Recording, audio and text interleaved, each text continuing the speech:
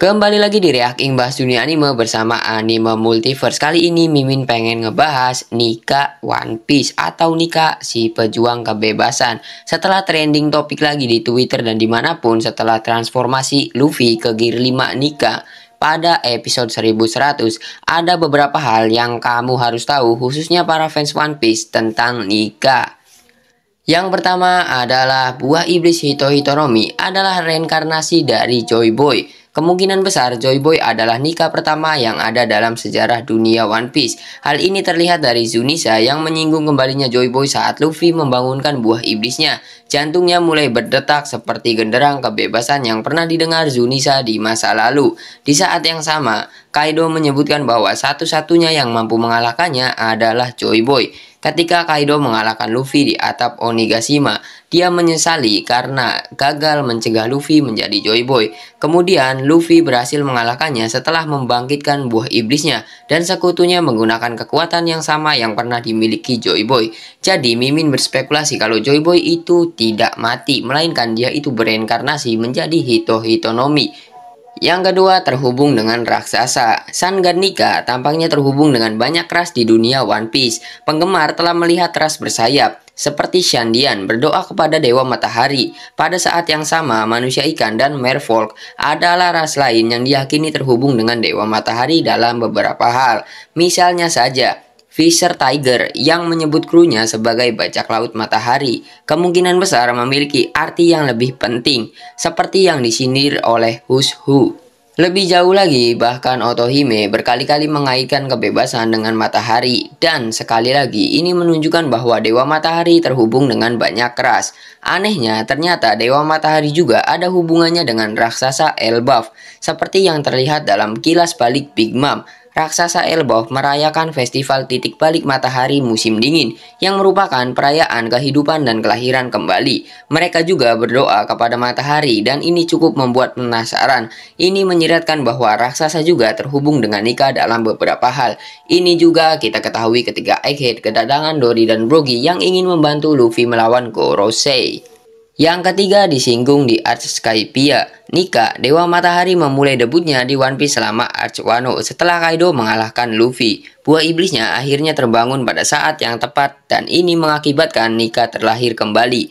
Namun, Wano bukanlah Arch pertama di mana Nika disebutkan. Penggemar pertama kali mengetahui tentang Dewa Matahari adalah di Arch Skypiea ketika Mose, putri Kalgara, menyebut Dewa Matahari beberapa saat sebelum dia dikorbankan. Menurutnya, setelah pengorbanannya, dia akan bertemu dengan Dewa Matahari. Kemudian, pada hari eksekusi, Dewa Matahari disebutkan sekali lagi bersama dengan beberapa dewa lain di dunia One Piece. Di akhir Arch Skypiea, Tuhan atau Dewa didoakan sekali lagi dan Luffy lah yang akhirnya menjawab doa tersebut dengan mengalahkan Enel dan menyelamatkan tanah Skypiea. Yang keempat ada dalam bentuk buah iblis. Nika mungkin sebenarnya sudah ada di dunia One Piece sejak lama, namun belum ada konfirmasi mengenai hal itu. Apa yang diketahui penggemar adalah fakta bahwa ada buah iblis yang memberikan kekuatan Nika kepada penggunanya. Buah iblis ini tidak lain adalah Gomu Gomu no Mi atau dikenal juga dengan nama Hito Hitonomi model Nika. Jika buah iblis ini adalah satu-satunya cara untuk mendapatkan kekuatan Nika, maka ada orang yang memakan buah iblis ini hampir 900 tahun yang lalu di dunia One Piece, kemungkinan Joy Boy. Sejak saat itu, buah iblis ini kemungkinan besar tidak aktif hingga mencapai Luffy dan dikonsumsi olehnya. Pemerintah dunia mati-matian berusaha mengejar buah iblis ini, seperti disebutkan sebelumnya. Namun gagal dalam setiap upayanya. 5 tetua mengaitkan hal ini dengan buah iblis yang memiliki kemauannya sendiri, yang membuatnya lebih menarik lagi karena buah ini akhirnya memilih Luffy, seorang anak muda yang terobsesi dengan kebebasan dan sangat bodoh.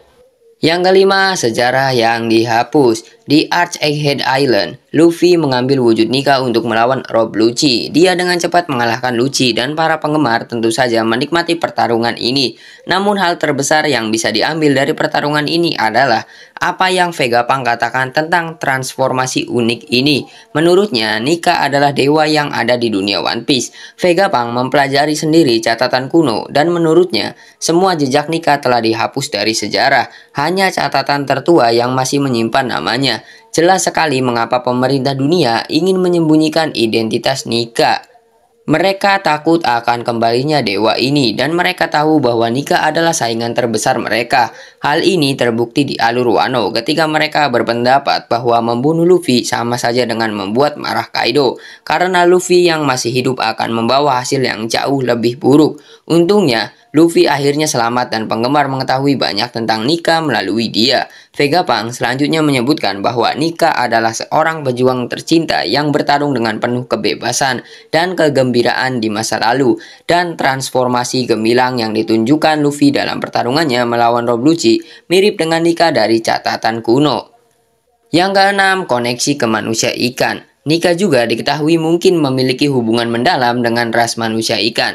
Hal ini pertama kali tersirat oleh Hushu saat dia melawan Jinbei, siapa yang membuat pernyataan rasis terhadap manusia ikan, dan menyiratkan bahwa karena manusia telah kejam terhadap mereka, mereka pasti tahu banyak tentang Nika dan apakah dia ada atau tidak. Untuk ini, Jinbei membalas dengan pukulan kuat yang membuat Hushu kehilangan tugasnya. Tidak diketahui apakah manusia ikan benar-benar memiliki hubungan dengan Nika atau tidak. Logikanya menyiratkan bahwa mereka mungkin ada hubungannya dengan hal itu, karena kru Fisher Tiger sendiri dikenal sebagai bajak laut matahari. Yang ketujuh, pejuang kebebasan. Nika juga dikenal sebagai pejuang kebebasan. Hal ini disebabkan oleh fakta bahwa ia bertarung dengan kebebasan luar biasa, dengan kemampuan terbaiknya dan menyebarkan kebebasan dan kegembiraan itu kemanapun ia pergi. Dalam prosesnya, dia membebaskan orang-orang dari kesengsaraan mereka dan memastikan bahwa mereka selalu tersenyum, saat mungkin bahwa Nika di masa lalu membebaskan banyak negeri dari kekuasaan yang menindas, dan dengan demikian mendapatkan gelar prajurit kebebasan. Ini sama halnya yang dilakukan oleh Luffy dari awal cerita One Piece. Nika tidak dikenal sebagai prajurit terkuat di dunia One Piece, namun ia tentu dikenal sebagai orang yang paling bebas. Faktanya, kemampuan inti dari Hito-Hitonomi model Nika adalah kemungkinan penggunanya bertarung dengan kebebasan luar biasa dan juga menyebarkan kebebasan dan kegembiraan ini kemanapun dia pergi. Satu-satunya batasan pada kemampuan ini adalah imajinasi penggunanya, dan bahkan Kaido setuju bahwa ini adalah bentuk pertarungan paling bebas yang pernah dia lihat. Menurut Gorosei, Nika memiliki kemampuan paling konyol di dunia. Yang kedelapan, pahlawan bagi para budak. Nika dikenal sebagai pahlawan bagi masyarakat masa lalu. Hal ini terutama karena dia membebaskan banyak budak. Hal ini disebutkan kepada para penggemar untuk pertama kalinya oleh Hushu dari bajak laut Peace Kaido. Menurutnya, saat dikurung setelah kehilangan Gomu Gomu no Mi, penjaga penjara dengan bercanda menyuruhnya berdoa kepada Dewa Matahari. Hushu selanjutnya menyebutkan bahwa pada zaman dahulu, Nika disembah oleh masyarakat karena mereka percaya bahwa suatu hari nanti dia akan membebaskan mereka dari perbudakan. Yang kesembilan, ada selama abad kekosongan. Sun God Nika kemungkinan besar sudah ada pada abad kekosongan. Karakter ini pertama kali disebutkan saat Jinbei bertarung melawan Hushu di Arch Negeri Wano. Menurutnya, Nika merupakan sosok legenda yang sudah ada sejak dahulu. Mengingat zaman kuno yang paling menonjol di dunia One Piece adalah abad kekosongan, kemungkinan besar Nika ada pada periode tersebut. Pada saat yang sama, tidak ada jejak Nika saat ini. Artinya, tidak ada seorang pun di dunia ini yang mengetahui apakah Nika benar-benar ada atau tidak. Namun, para penggemar mengetahui bahwa sosok ini pasti ada berkat peristiwa yang terjadi kemudian hari setelah Luffy berhasil membangkitkan Nika ketika mengalahkan Kaido. Nah, itulah beberapa fakta yang harus fans ketahui mengenai Nika. Menurut Mimin sih masih banyak misteri mengenai Nika yang belum terungkap dan masih akan diungkap di episode-episode selanjutnya. Jadi makin tidak sabar. Di episode 1100 kita diperlihatkan dengan transformasi yang sangat wah banget menurut Mimin ya. Apalagi dalam transformasi tersebut ada kata Joy Boy ketika Luffy ingin berubah menjadi Nika. Pokoknya keren banget dah.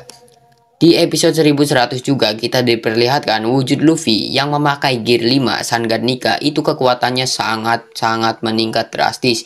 Dimulai dari kecepatannya, dia sangat cepat. Di sini Rob Lucci tidak diberikan celah sama sekali oleh Luffy. Dan kita harus tetap sabar menunggu apakah Oda akan mengupgrade kekuatan dari Nika ataukah stuck sampai di situ. Dan Mimin juga masih menunggu ini manga terbaru One Piece kapan rilis, karena kita akan melihat pertarungan epik dan pertarungan yang sangat dahsyat antara kru Mugiwara melawan kelima Gorosei. Kita tunggu saja, perkiraan 1 minggu lagi akan rilis. Mungkin untuk video kali ini cukup sampai di sini. Terima kasih untuk kalian yang sudah menonton video ini sampai habis. Jangan lupa untuk like, comment, share, dan juga subscribe. Sampai berjumpa di video selanjutnya.